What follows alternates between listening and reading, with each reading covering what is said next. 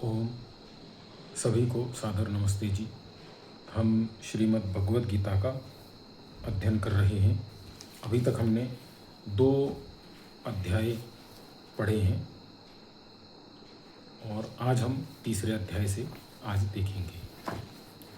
ओम सहनाववतु सहनौ भुनक्तु सह वीर्यं करवावहै तेजस्विनावधीतमस्तु मा विद्विषावहै। ओम शांति शांति शांति। तीसरा अध्याय। अभी तक हम द्वितीय अध्याय में सांख्य दृष्टि और योग दृष्टि से अर्जुन की समस्या पर विचार करते हुए भगवान श्री कृष्ण को देख रहे थे। सांख्य दृष्टि का अर्थ है देह को अनित्य और देही अर्थात आत्मा को नित्य समझना। ज्ञान योग की दृष्टि से विचार, जिस विचार का परिणाम कर्म, संन्यास मार्ग, निवृत्ति मार्ग है, वह योग दृष्टि है। कर्म फल पर अपना अधिकार छोड़कर विचार कर्म योग की दृष्टि से विचार, जिस विचार का परिणाम निष्काम कर्म है, प्रवृत्ति का यह मार्ग है। इन दोनों का वर्णन करने के पश्चात द्वितीय अध्याय के अंतिम प्रकरण में स्थित प्रज्ञ को, बुद्धि युक्त को गीता ने बहुत ऊंचा स्थान प्रदान किया है। उसे ब्रह्मी स्थिति कहा है, ब्राह्मी स्थिति। इस सब को सुनकर अर्जुन असमंजस में पड़ गया। कहाँ तो युद्ध के लिए प्रेरणा और कहाँ कर्म की बात कहकर फिर स्थित प्रज्ञ की बात कह डालना। अगर यही बात है तो कर्म छोड़कर ब्रह्मी स्थिति देने वाले सांख्य मार्ग को, बुद्धि योग को, कर्म संन्यास को और निवृत्ति मार्ग को ही क्यों ना अपनाया जाए। और यह सब सोचकर अर्जुन भगवान श्री कृष्ण से बोले कि जायसी चेत कर्मणस्ते मता बुद्धिर्जनार्दन तत्किं कर्मणि घोरे माम नियोजयसी केशव। जायसी अर्थात श्रेष्ठ, चेत, चेत का अर्थ यदि, कर्मणः कर्म से, ते तुझे, मता मानी है, बुद्धि बुद्धि, जनार्दन हे केशव, हे कृष्ण, तत् किम तो क्यों, कर्मणि घोरे कर्म में भयंकर, माम मुझे, नियोजयसी जोड़ता है, जगह लगा रहा है। भगवान कृष्ण को अर्जुन कहते हैं कि हे कृष्ण, हे जनार्दन, हे केशव, अगर आपके मत के अनुसार कर्म योग अर्थात योग दृष्टि की अपेक्षा बुद्धि योग अर्थात सांख्य दृष्टि श्रेष्ठ है तो हे केशव, आप मुझे युद्ध रूपी इस भयंकर कर्म में लगा क्यों रहे हैं। तो इस युद्ध के करने की आवश्यकता क्या है। ऐसा बोल करके केशव अर्जुन भगवान कृष्ण को कहता है, व्यायमी श्रेणेव वाक्येन बुद्धिं मोहयसीव मे तदेकं वद निश्चित्य येन श्रेयो हमाप्नुयाम। व्यायमी श्रेण अर्थात मिले जुले, मिश्रित, इव जैसे, व्याक्येन बात से, बुद्धिम बुद्धि को, मोहयसी भ्रमित करता है, इव में, सी मेरी, तत् एकम उस एक को, वद निश्चित्य बता, निश्चित करके, येन श्रेय जिससे कल्याण को, अहम आप्नुयाम अवाप्नुयाम मैं प्राप्त हो जाऊं। भगवान कृष्ण को कहते हैं कि इस मिली जुली बात से मेरी बुद्धि को आप भ्रमित सा कर रहे हैं। कभी बोलते हैं कि योग दृष्टि की अर्थात कर्म योग से चलना चाहिए, कभी बोलते हैं सांख्य दृष्टि के अनुसार योग दर्शन योग बुद्धि योग से चलना चाहिए, और कभी को बोलते हैं कि युद्ध करना चाहिए। इस मिली जुली बातों से मेरी बुद्धि भ्रमित सी हो रही है। निश्चित करके मुझे एक बात बताइए जिससे मैं अपना कल्याण कर सकूं और कल्याण को प्राप्त हो सकूं। उसके पश्चात भगवान श्री कृष्ण उत्तर देते हुए कहते हैं, लोके अस्मिन् द्विविधा निष्ठा पुरा प्रोक्ता मया नघ, ज्ञान योगेन सांख्यानाम कर्म योगेन योगीनाम। लोके अस्मिन्, लोक में, इसमें, द्विविधा, दो प्रकार के, निष्ठा पुरा, साधन पहले, प्रोक्ता कही है, मया अनघ, मैंने, हे पाप रहित अर्जुन, ज्ञान योगेन सांख्यानाम, ज्ञान योग से सांख्य दृष्टि वालों की, कर्म योगेन योगी नाम, और कर्म योग से कर्म योगियों की दृष्टि से। अर्थात भगवान श्री कृष्ण कहते हैं कि हे अर्जुन, हे निष्पाप अर्जुन, मैंने पहले यह बताया है कि इस लोक में जीवन की दो निष्ठाएं, दो प्रवृत्तियां हैं, अर्थात दो मार्ग हैं। सांख्य दृष्टि से विचार करने वालों के लिए ज्ञान योग है, और योग दृष्टि से विचार करने वालों के लिए कर्म योग है। इस प्रकार मैं दो मार्ग पहले ही बता चुका हूँ। भगवान श्री कृष्ण ने जो इस श्लोक में कहा है उसका स्पष्ट अर्थ यह है कि यद्यपि ये दोनों मार्ग अलग अलग हैं, तथापि परस्पर विरोधी न होकर एक दूसरे के पूरक ही हैं। कोई व्यक्ति इस मार्ग पर चलता है, कोई उससे चलता है, परंतु पहुँचते सब एक ही स्थान पर हैं। जैसे हमारे वेदों में मंत्र आता है, एकम सद्विप्रा बहुधा वदंती। और इसी प्रकार भगवान श्री कृष्ण यहाँ पर कह रहे हैं, कोई अपने लक्ष्य पर प्रवृत्ति मार्ग से पहुँचता है अर्थात कर्मयोग से, कोई अपने मार्ग पर, कोई अपने लक्ष्य पर निवृत्ति मार्ग से पहुँचता है अर्थात ज्ञान योग से।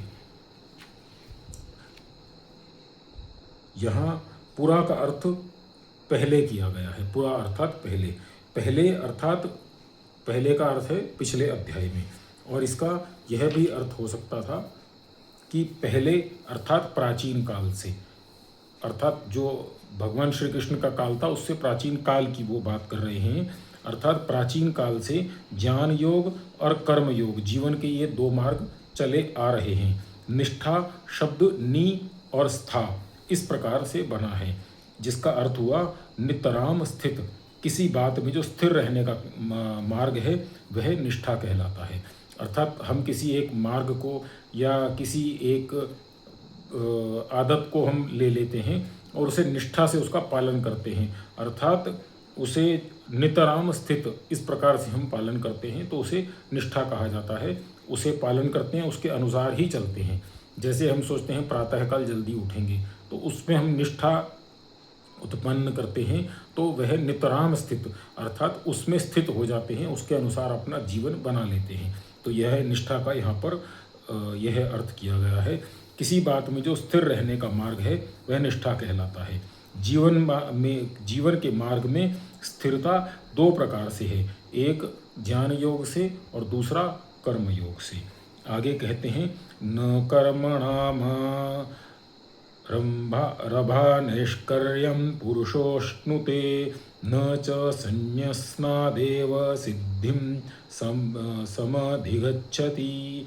न कर्मणाम अर्थात नहीं कर्मों के अनारंभात, न करने से, निष्कर्यम निष्कर्मता को अर्थात कर्मशून्यता को पुरुष अश्नुते प्राप्त होता है। न च और ना ही संन्यस्नात छोड़ देने से, एव ही सिद्धिम ही छोड़ देने से ही सिद्धि को सम अधिगच्छति अच्छी प्रकार से प्राप्त होता है। भगवान श्री कृष्ण इसमें कह रहे हैं, कोई भी मनुष्य क्षण भर भी कुछ न कुछ कर्म किए बिना नहीं रह सकता, परंतु मनुष्य अपनी प्रकृति से, स्वभाव से पैदा होने वाले गुणों द्वारा विवश बना दिया जाता है और वे उससे कर्म करवाते ही हैं।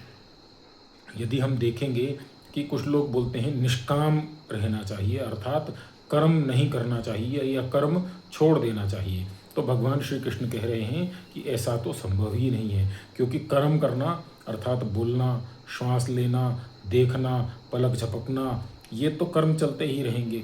शरीर ये कर्मों को करता ही रहेगा, अर्थात कर्म करने के बिना कोई रह ही नहीं सकता। और साथ में भगवान श्री कृष्ण कहते हैं कि हमारी प्रकृति, हमारा स्वभाव ऐसा है कि वह हमें कर्म करने के लिए विवश कर देता है। अर्थात हम या तो तमोगुणी प्रकृति के होंगे, या सत्वगुणी के होंगे, या रजोगुणी के होंगे, और यह समय समय पर बदलता रहता है। अभी जैसे हम गीता का अध्ययन कर रहे हैं तो हमारी सत्व प्रकृति, सतोगुणी प्रकृति वो उद्भव हो रही होगी, बढ़ रही होगी, उठ रही होगी। तो ये हमारी प्रकृति है। और जब थोड़ा हम समाज में होते हैं तो हमारी रजोगुणी प्रकृति होती है, और फिर जब आलस्य आदि हो जाता है तो हमारी तमोगुणी प्रकृति होती है। तो तीनों प्रकृतियों में से कोई ना कोई प्रकृति तो सदा रहती ही है। और वह जो प्रकृति रहती है उसका कारण ये है क्योंकि हमारा जो मन है वो एक ना एक प्रकृति में रहता ही है, क्योंकि मन का जो निर्माण हुआ है तीनों तत्वों से हुआ है, सत्व, रज और तम, ये तीनों से मिलकर के हमारे मन का निर्माण हुआ है। और मन जिससे निर्मित हुआ है उसमें से एक प्रकृति को एक समय अपना करके रखता है, दूसरी प्रकृति में नहीं रहता है। हम चाहें तो तमोगुणी से रजोगुणी और रजोगुणी से सत्वगुणी प्रकृति में अपने मन को ले जा सकते हैं।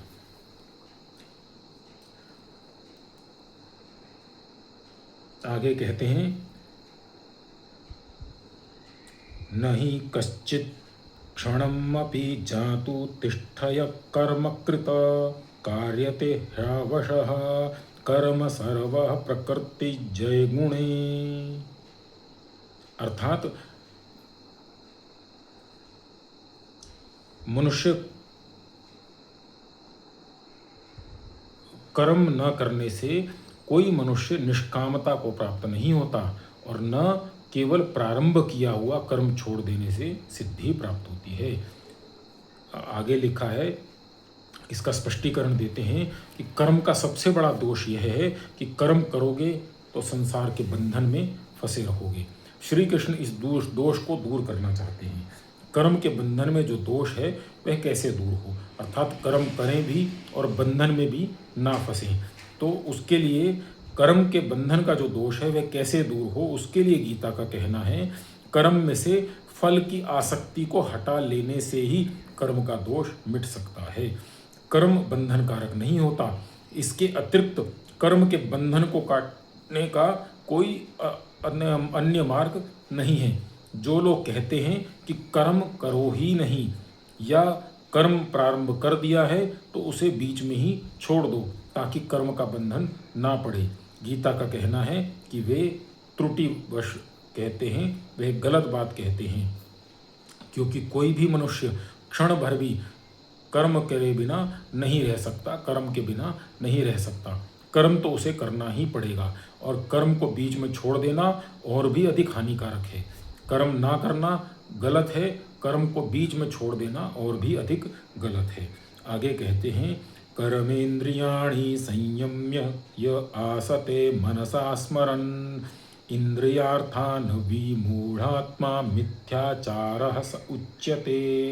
कर्म इंद्रियाणि संयम्य, अर्थात कर्म इंद्रियों को रोक कर, अर्थात संयम में रखकर, यह जो आस्ते, अर्थात कहता है मनसा स्मरण, मन से स्मरण करता हुआ, इंद्रियार्थानाम, इंद्रियों के विषयों का, विमूढ़ात्मा, मूढ़ बुद्धि वाला, मिथ्याचार, व्यर्थ आचार वाला, स उच्यते, वह कहलाता है।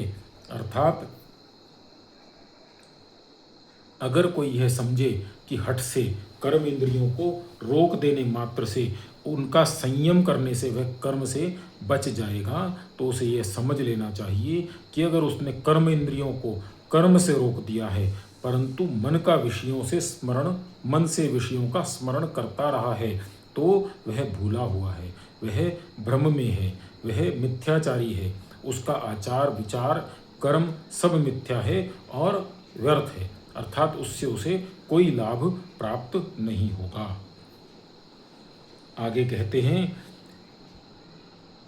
यस्तविन्द्रियाणि इंद्रियाणि मनसा नियम्यारभते अर्जुन कर्मेन्द्रियै कर्मयोगं मस्सक्त स विशिष्यते। यह, अर्थात जो, तू, अर्थात तो, इंद्रियाणि इंद्रियों को मनसा नियम्य मन से वश में करके आरभते लगाता है अर्जुन। हे अर्जुन, कर्मेंद्रियई कर्मयोगम कर्म इंद्रियों से कर्मयोग को आसक्त अनासक्त होकर सह विशिष्यते वह विशेष होता है।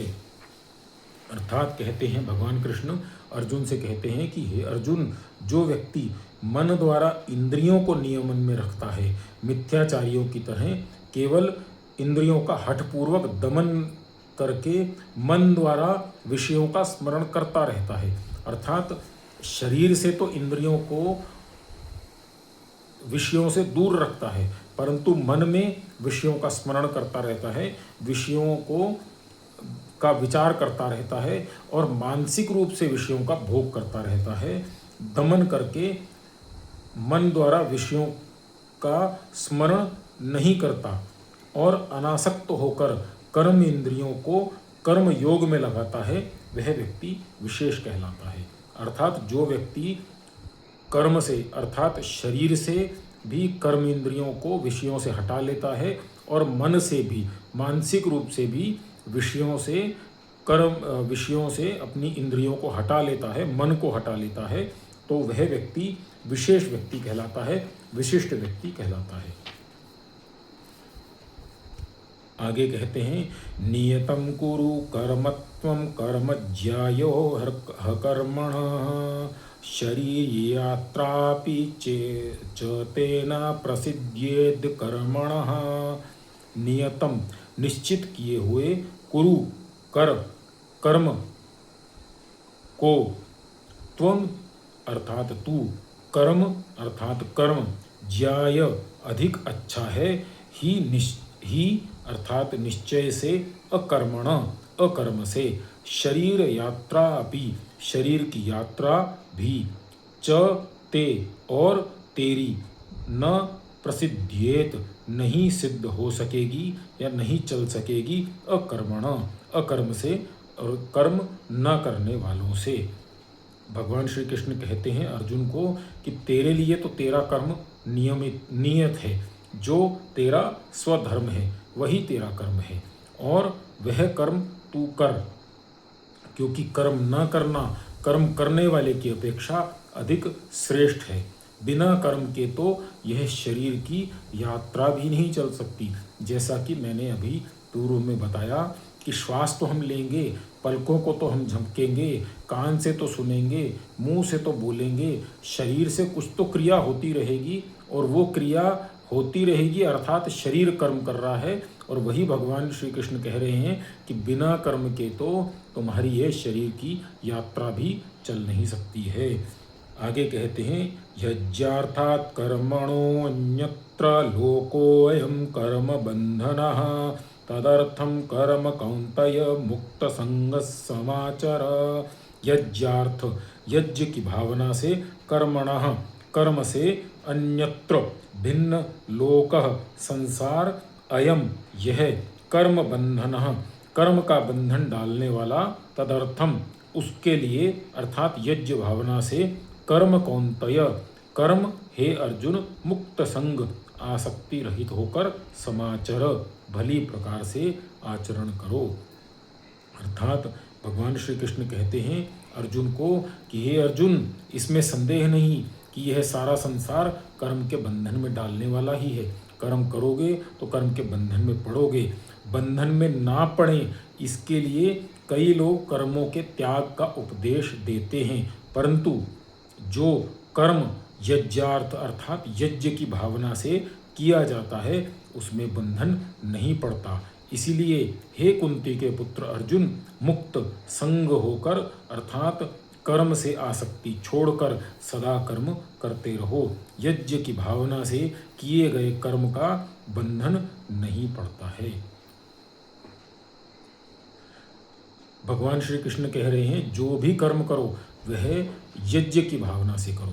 यज्ञ अर्थात होता है देने की भावना, अर्थात हम जो कर्म कर रहे हैं किसी के भले के लिए कर रहे हैं और इस प्रकार की भावना से जो हम कर्म करेंगे वह कर्म जो है हमें बंधन में डालने वाला नहीं होता है। और जो कर्म हम अपनी इच्छा पूर्ति के लिए करेंगे, अपनी वृद्धि के लिए करेंगे, अपने भले के लिए करेंगे, तो वह कर्म जो है बंधन में डालने वाला ही होगा। इसीलिए भगवान श्री कृष्ण कह रहे हैं कि ये संसार में जो कर्म हैं वो कर्म बंधन में डालने वाले ही हैं। इसीलिए यदि तू कर्म के बंधन में नहीं फंसना चाहता तो कर्म दूसरों के भले के लिए कर, समाज के भले के लिए कर, परोपकार के लिए कर। अभी ये जो कर्म अर्जुन करने जा रहा है वह भी संसार के भले के लिए है, परंतु वह उसमें अपना भला सोच रहा है कि मेरे बंधु बांधव, मेरे मित्र, मेरे जो पूर्वज हैं वो उनको कष्ट होगा, उनको हानि होगी, ऐसा सोच करके वो कर्म कर रहा है। इसीलिए यह कर्म उसे बंधन में डालने वाला हो रहा है, ऐसा भगवान श्री कृष्ण कह रहे हैं। आगे कहते हैं, सह यज्ञाः प्रजाः सृष्टवा पुरोवाच प्रजापतिः अनेन प्रस्विष्यध्वमेष वो स्विष्ट कामधुक। सह यज्ञाः अर्थात यज्ञ की भावना के साथ, प्रजाः सृष्टवा प्राणियों को उत्पन्न करके, पुरा उवाच प्राचीन काल में कहा, प्रजापति अनेन प्रजापति ने इस यज्ञ की भावना से, प्रस्विष्यध्वम प्रसव करो, संतानों को उत्पन्न करो, एष व अस्तु यह यज्ञ तुम्हारे लिए हो, इष्ट काम दुख इच्छित कामनाओं को पूर्ण करने वाला। अर्थात भगवान श्री कृष्ण अर्जुन से कहते हैं कि हे अर्जुन, प्राचीन काल में भी प्रजापति ने प्राणियों को यज्ञ की भावना के साथ उत्पन्न किया था। अर्थात जब ईश्वर ने सृष्टि बनाई तो ईश्वर का कोई उसमें लोभ नहीं था, ईश्वर की कोई इच्छा पूरी नहीं हो रही थी, ईश्वर का कोई ये खेल नहीं था जो ईश्वर खेल खेल रहा है। जैसा कुछ लोग कहते हैं कि ईश्वर खेल खेल रहा है और हमें कठपुतलियों की तरह नचा रहा है, तो वो भगवान श्री कृष्ण कहते हैं ऐसा नहीं है। ईश्वर ने निष्काम भावना से, निष्काम भाव से हमारी उन्नति के लिए, हमारे सुख के लिए इस संसार की सृष्टि की रचना की है। प्रजापति ने प्राचीन काल में प्राणियों की यज्ञ भावना के साथ ही उत्पत्ति की और कहा था, जैसे मैंने तुम्हें यज्ञ की भावना से उत्पन्न किया है वैसे ही तुम भी यज्ञ की भावना से ही सांसारिक सूत्र को चलाओ, अर्थात इसी भावना से संसार को आगे बढ़ाओ। अगर तुम यज्ञ की भावना से हर काम करोगे तो यह यज्ञ तुम्हारे लिए काम दुख होगा। काम दुख अर्थात इच्छाओं को पूरा करने वाला होगा। परंतु यदि तुम इस कर्म को, इस संसार में जो कर्म हैं उन कर्मों को किसी इस भावना से करोगे कि इसमें मेरा यह लाभ होगा और मुझे ही लाभ होना चाहिए और अपने लिए ही सोच करके कर्म करोगे तो यह काम दुख नहीं होगा, अर्थात तुम्हारी इच्छाओं को पूर्ण करने वाला नहीं होगा। तो आज यहाँ हमने 10 श्लोक पढ़ लिए हैं, आगे फिर हम कल पढ़ेंगे। शांति पाठ। ओम द्यौ शांतिरंतरिक्षं शांति पृथिवी शांतिरापः शांतिरोषधयः शांतिः वनस्पतयः शांतिर्विश्वे देवा शांतिर्ब्रह्म शांतिः सर्वं शांति शांतिरेव शांति सामा शांतिरेधि। ओम शांति शांति शांति। सर्वेभ्यो नमः। सबको सादर नमस्ते जी।